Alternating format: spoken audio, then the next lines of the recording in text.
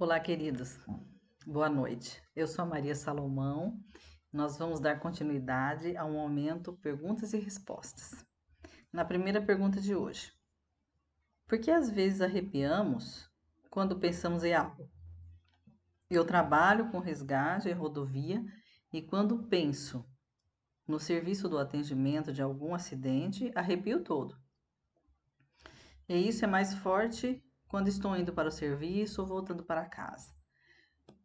Bem, geralmente o arrepio significa que nós estamos sentindo algo que não é aqui deste mundo. Então a pessoa pode ser aí um médium mais ostensivo que acaba percebendo a espiritualidade, seja ela uma espiritualidade inferior ou uma espiritualidade superior.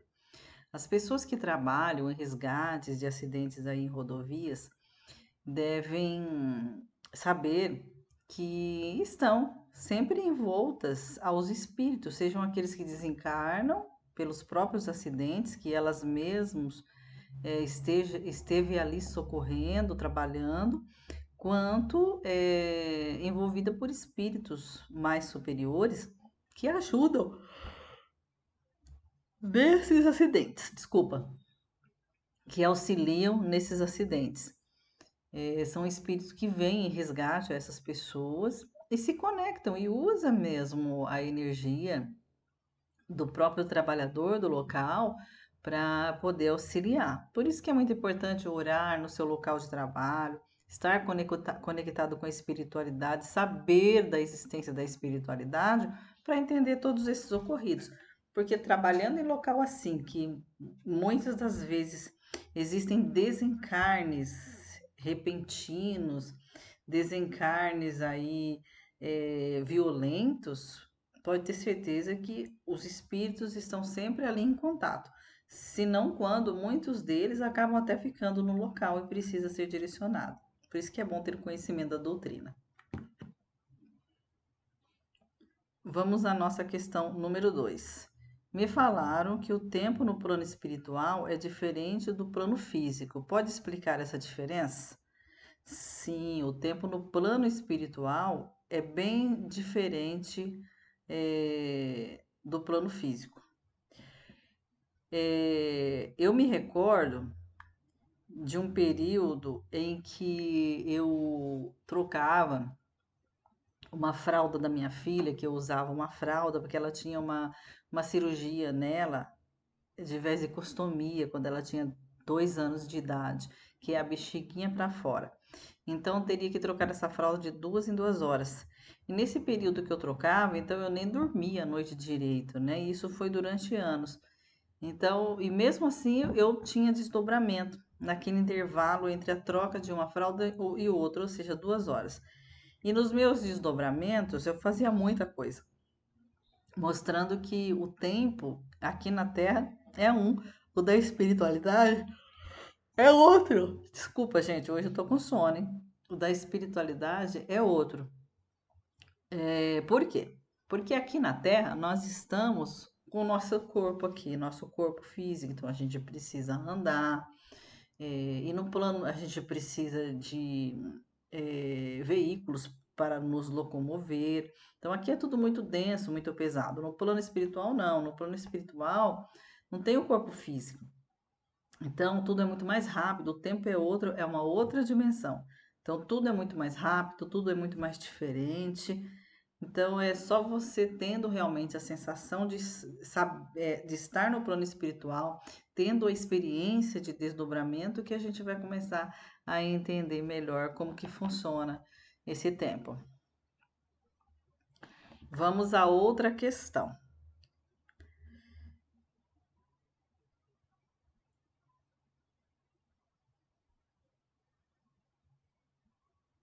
Questão número 3.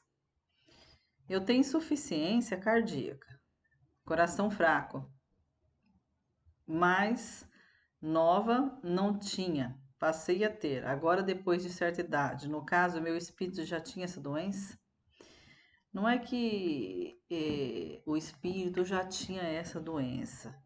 Uma doença que ela venha desenvolver em uma outra fase da nossa vida, em uma outra idade,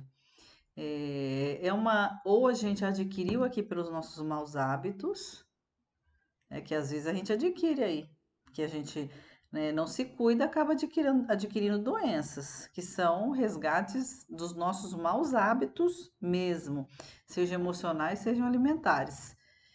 E ou era para essa doença aparecer numa certa idade, para que eu pudesse então resgatá-la depois de um período com mais maturidade, e apareceu então nessa idade. Então tem esses dois casos.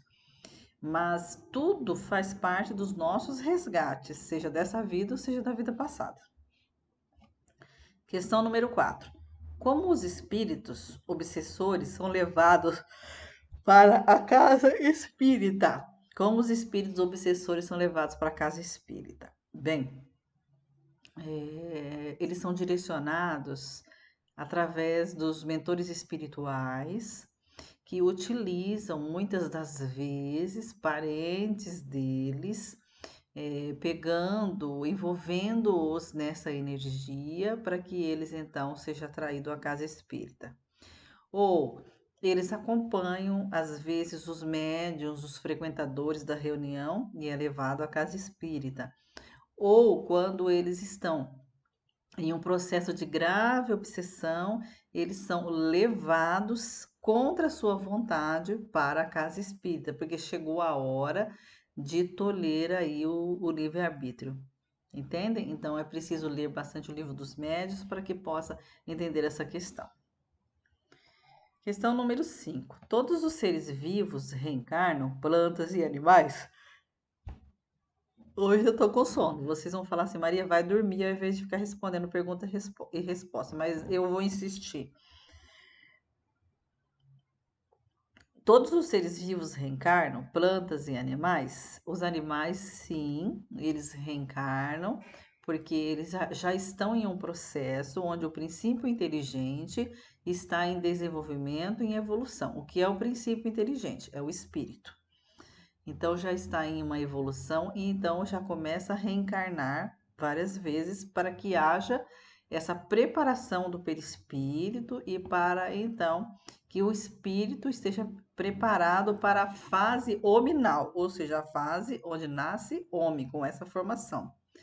Já as plantas, elas ainda não têm o raciocínio, elas não têm ainda uma formação de um espírito, mas ela tem princípios que são estágios de outrora do princípio inteligente. Então as plantas não, elas não vão reencarnar, claro, né? Elas têm uma energia que serão reaproveitada para a formação aí do princípio inteligente. Para isso precisa bastante estudar a ciência espírita. Questão número 6. Como se prova a reencarnação de um espírito? A reencarnação, ela está na Bíblia, quando Jesus ele fala assim, é, que Elias já havia retornado, né? E que João Batista era a reencarnação de Elias, ele já estava ali. Ele não usa a palavra reencarnação, ele usa dizendo que já estavam diante dele, né? É só pegar essa passagem da Bíblia, na onde Jesus fala da vida de João Batista. E a reencarnação, ela é comprovada até cientificamente através de um livro maravilhoso, 20 casos sugestivos de reencarnação do Dr. Stevenson, que não é espírita, e ele prova a reencarnação e ele ainda vai nos locais estudar aquelas famílias, aqueles acontecimentos que são provados de forma científica. A reencarnação ela é provada pela nossa própria lógica, aonde se existisse apenas uma vida, não seria o suficiente para que o princípio inteligente pudesse se desenvolver e pudesse então haver justiça no mundo. Com uma existência só, a gente percebe um Deus injusto, nós percebemos a injustiça da vida, um Deus que tem preferências pelos mais bonitos, pelos mais ricos, pelos mais poderosos.